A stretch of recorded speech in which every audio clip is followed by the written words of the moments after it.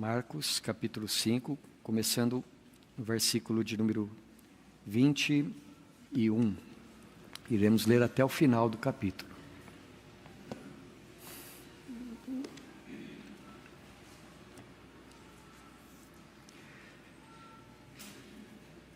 Tendo Jesus voltado no barco para o outro lado, afluiu para ele grande multidão, e ele estava junto do mar.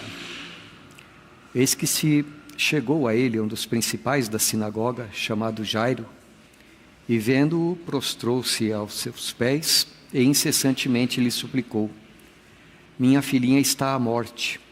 Vem, impõe as mãos sobre ela para que seja salva e viverá. Jesus foi com ele. Grande multidão o seguia, comprimindo-o. Aconteceu que certa mulher, que havia 12 anos, vinha sofrendo de uma hemorragia, e muito padecera à mão de vários médicos, tendo despendido tudo quanto possuía, sem contudo nada aproveitar, antes, pelo contrário, indo a pior. Tendo ouvido a fama de Jesus, vindo por trás dele, por entre a multidão, tocou-lhe a veste, porque dizia: se eu apenas lhe tocar as vestes, ficarei curada. E logo se lhe estancou a hemorragia, e sentiu no corpo estar curada do seu flagelo. Jesus, reconhecendo imediatamente que dele saíra poder, virando-se no meio da multidão, perguntou: quem me tocou nas vestes? Responderam-lhe os discípulos: vês que a multidão te aperta, e dizes: quem me tocou? Ele, porém, olhava ao redor para ver quem fizera isto. Então a mulher, atemorizada e tremendo, cônscia do que nela se operara, veio, prostrou-se diante dele e declarou-lhe toda a verdade. E ele lhe disse: filha, a tua fé te salvou. Vai-te em paz e fica livre do teu mal. Falava ele ainda quando chegaram alguns da casa do chefe da sinagoga, a quem disseram: tua filha já morreu, por que ainda incomodas o mestre? Mas Jesus, sem acudir a tais palavras, disse ao chefe da sinagoga: não temas, crê somente. Contudo, não permitiu que alguém o acompanhasse, senão Pedro e os irmãos Tiago e João. Chegando à casa do chefe da sinagoga, viu Jesus o alvoroço, os que choravam e os que pranteavam muito. Ao entrar, lhes disse: por que estáis em alvoroço e chorais? A criança não está morta, mas dorme. E riam-se dele. Tendo ele, porém, mandado sair a todos, tomou o pai e a mãe da criança e os que vieram com ele, e entrou onde ela estava. Tomando-a pela mão, disse: Talitá cumi, que quer dizer: menina, eu te mando, levanta-te. Imediatamente a menina se levantou e pôs-se a andar, pois tinha 12 anos. Então ficaram todos sobremaneira admirados. Mas Jesus ordenou-lhes expressamente que ninguém o soubesse, e mandou que dessem de comer à menina. Que o Pai Celestial nos oriente na meditação da sua santa palavra. Nós temos visto a cada semana como, de forma progressiva, Marcos está apresentando para nós o Evangelho de Jesus Cristo, as boas notícias da salvação eterna que nós temos nele, as boas notícias de que em Jesus Cristo o reino de Deus prometido pelos antigos profetas se manifestou, e por assim nós podemos dizer, o reino de Deus foi inaugurado. O reino de Deus começou na pessoa de Jesus. E Marcos vai nos ensinando que a cada século que passa, este reino vai crescendo, até o dia em que Jesus voltará para buscar a sua igreja e para manifestar esse reino de Deus de uma vez por todas.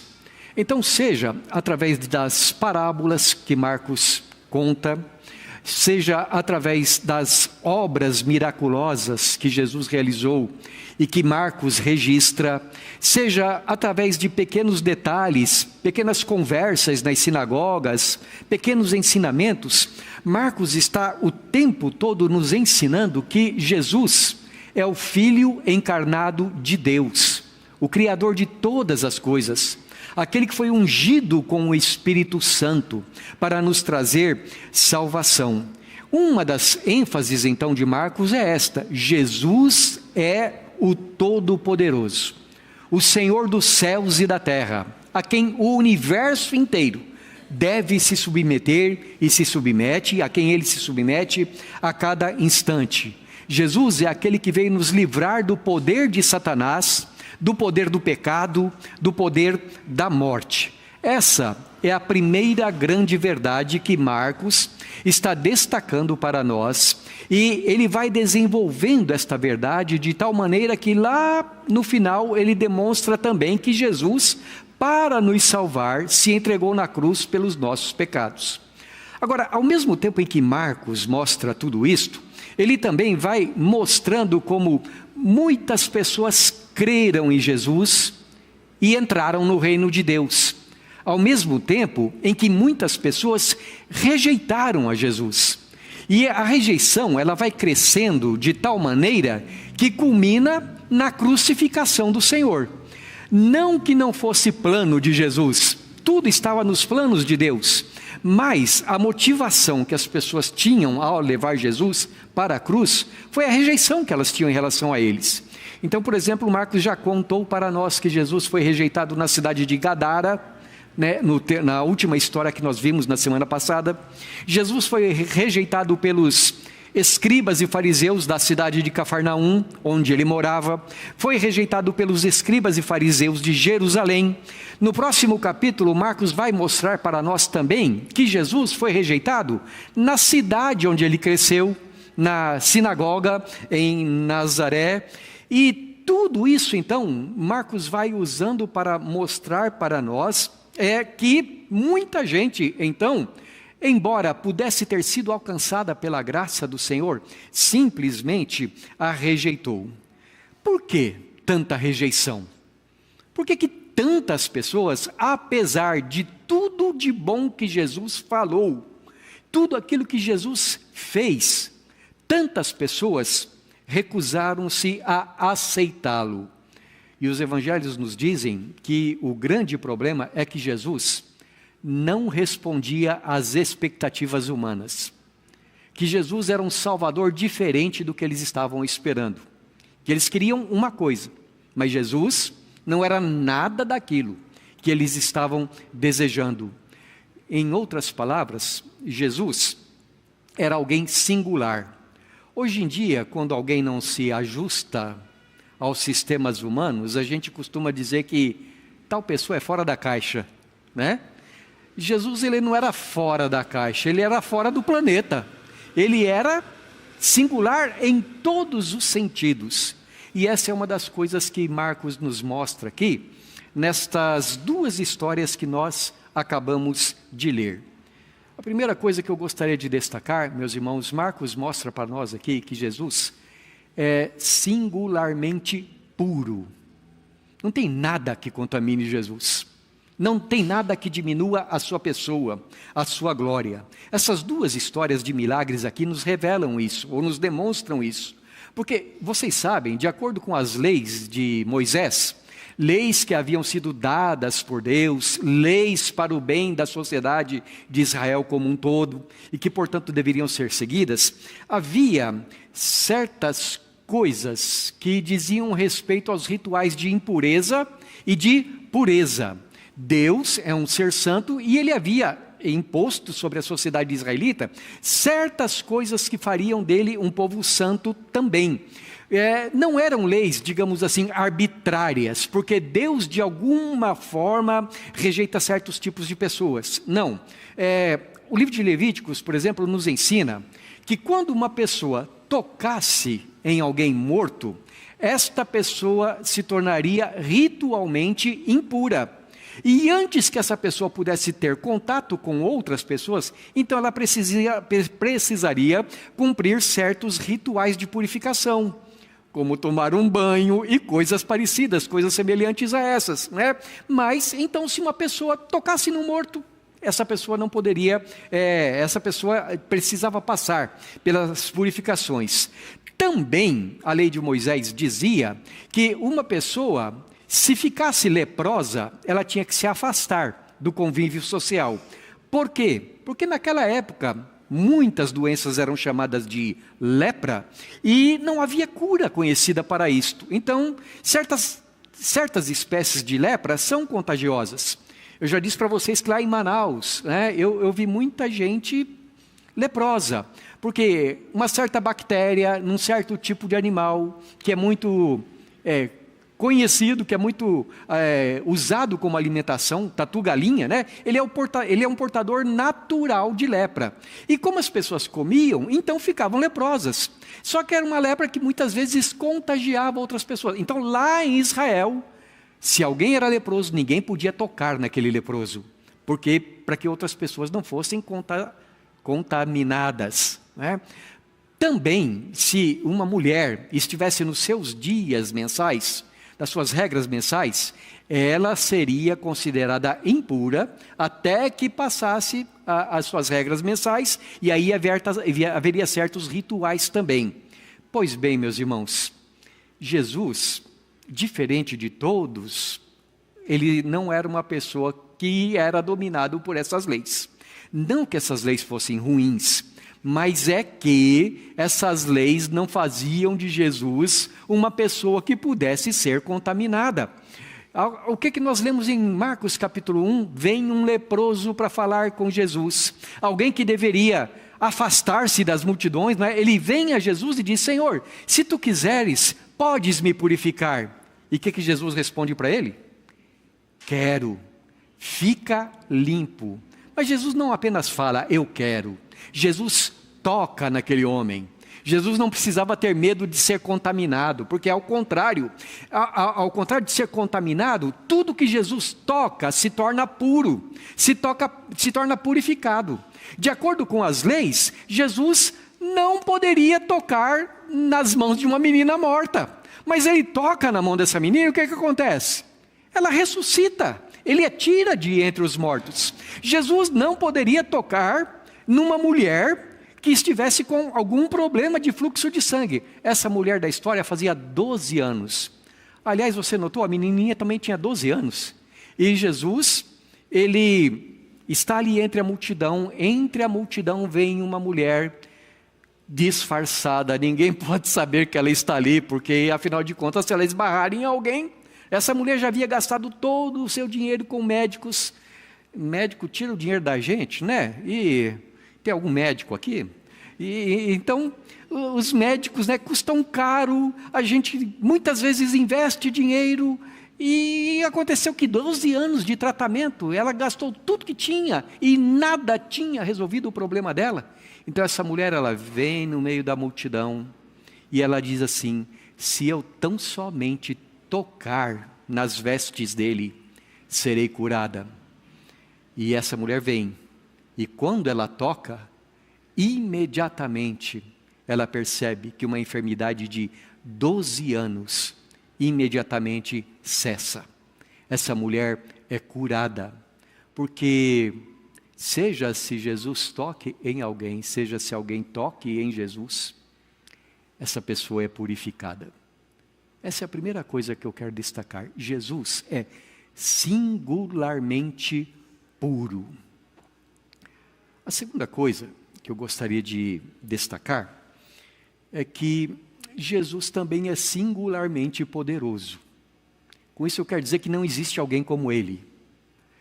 Nós vemos na Bíblia Sagrada várias histórias de ressurreição. Vocês se lembram no Antigo Testamento?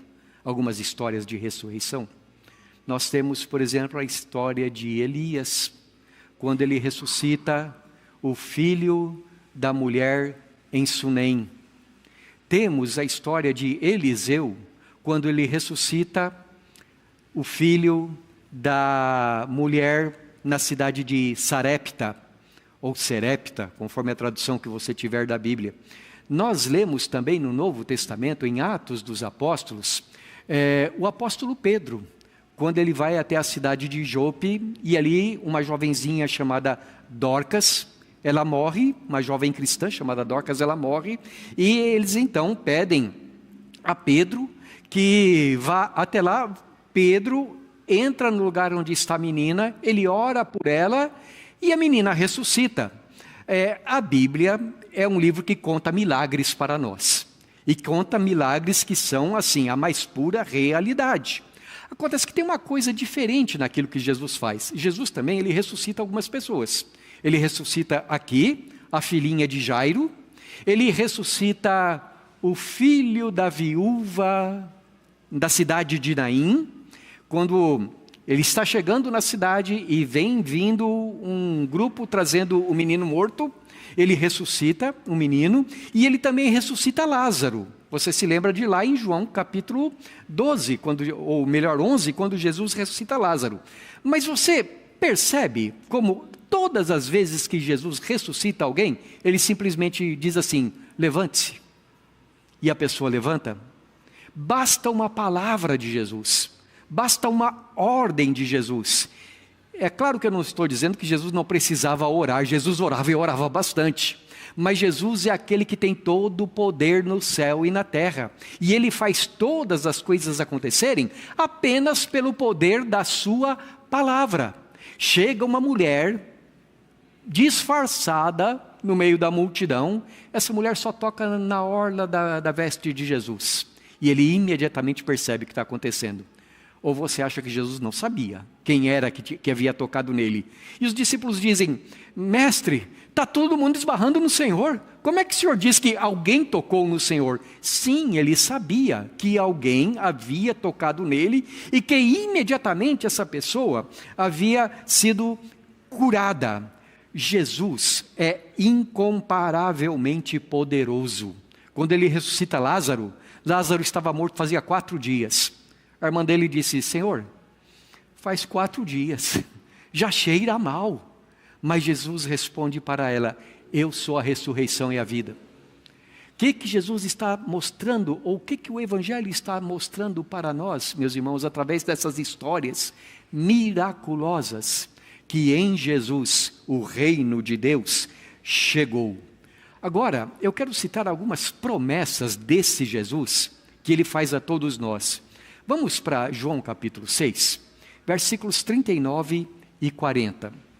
Em João capítulo 6, versículos 39 e 40, ele demonstra para nós como as coisas que ele fez aqui, digamos, são assim apenas um aperitivo.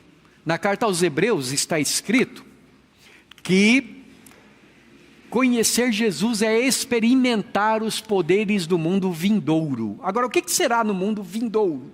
João capítulo 6, versículos 39 e 40 diz assim, e a vontade de quem me enviou, quem está falando aqui é Jesus, é esta, que nenhum eu perca de todos os que me deu, ao contrário, ou pelo contrário, eu o ressuscitarei no último dia. De fato, a vontade de meu Pai é que todo homem que vir o Filho e nele crer, tenha a vida eterna, e eu o ressuscitarei no último dia.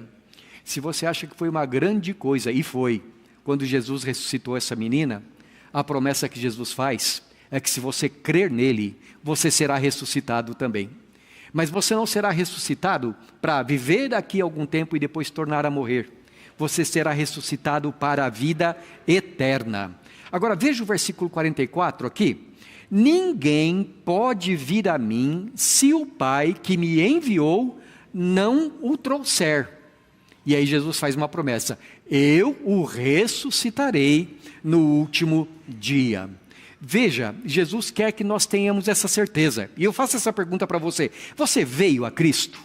Você crê em Cristo? Então qual é a promessa dele para você?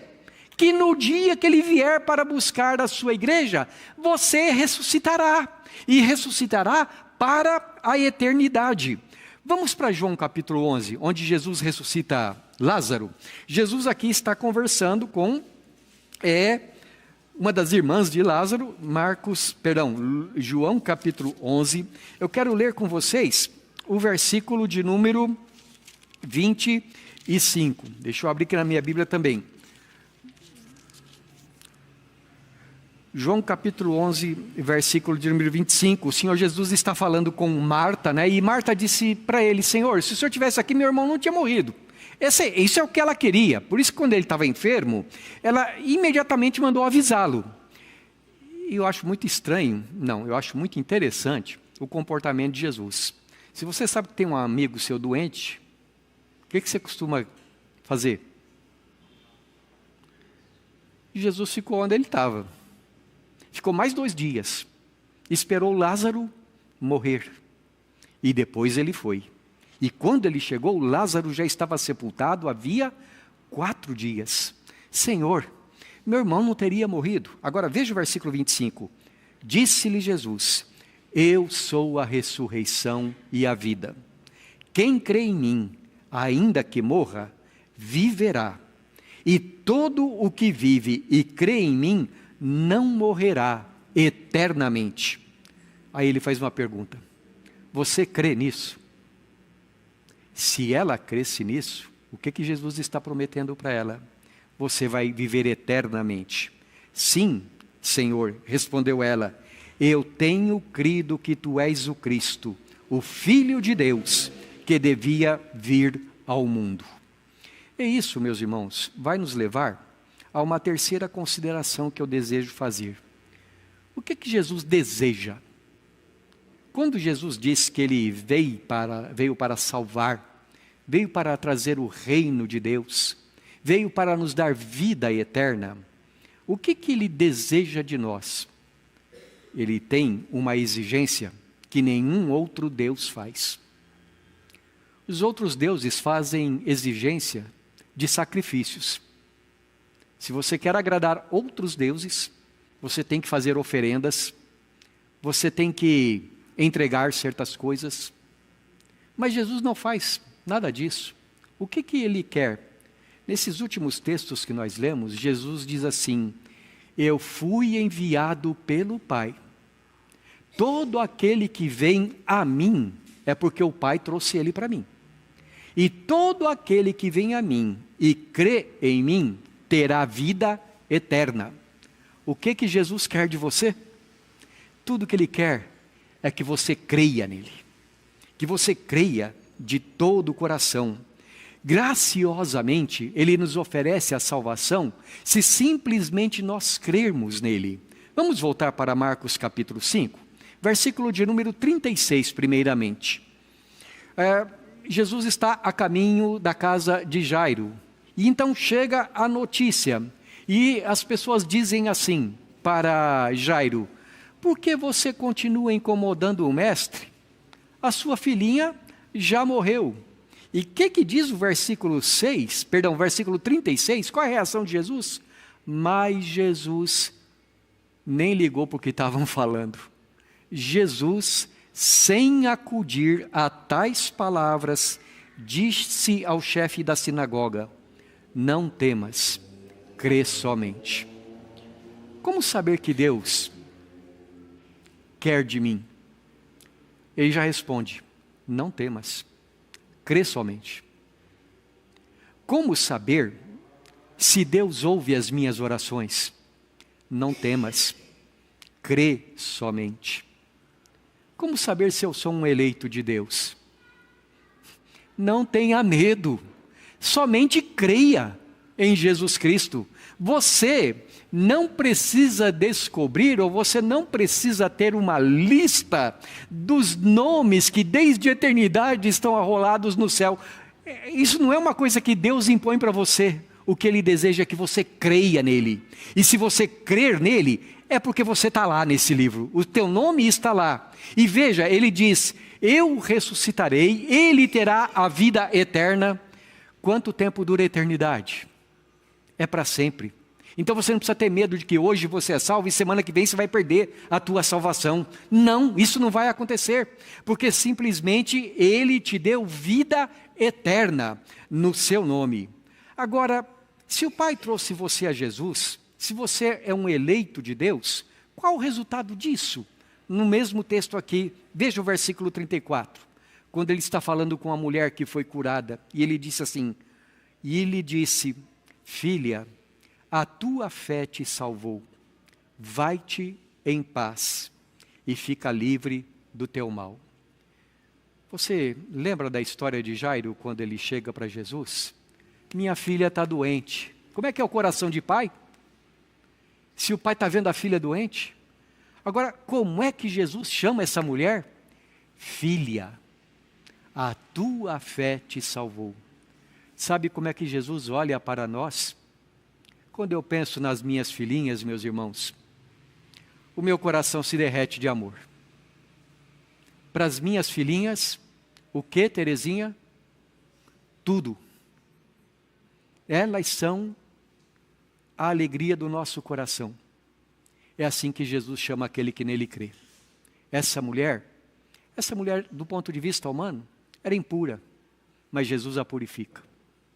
Essa mulher, do ponto de vista humano, não devia nem estar no meio daquela multidão, mas ela tem a santa ousadia de ir e tocar nas vestes de Jesus. E ele a purifica, mais do que isso, ele a salva para a eternidade.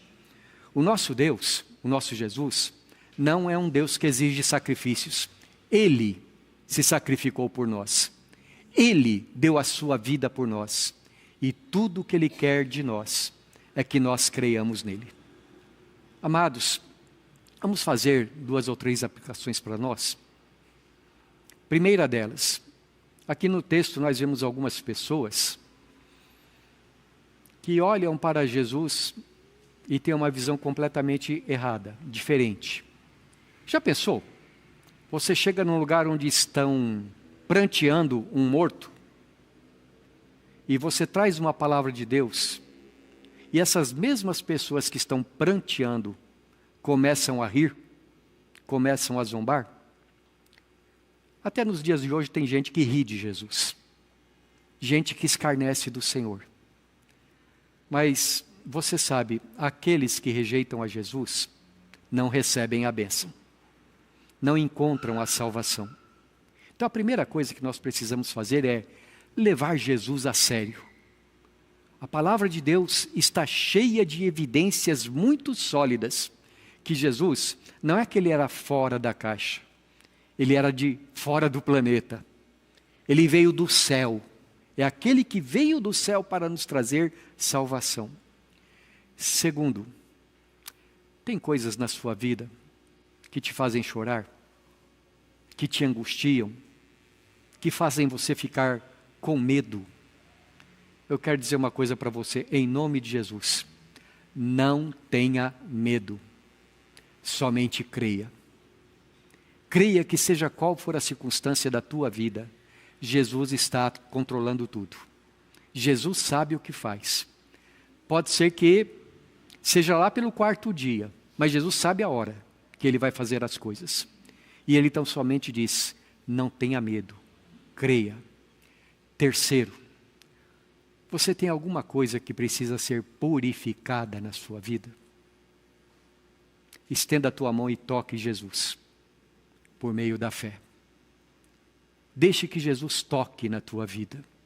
Ele nos purifica de todo o pecado. Quarta coisa, você quer ter certeza da tua salvação? Quer ter certeza de que você vai ressuscitar para a vida eterna? Tão somente creia em Jesus. Ele é plenamente confiável. Ele é plenamente verdadeiro. Ele é plenamente todo-poderoso. Que Deus abençoe o seu coração.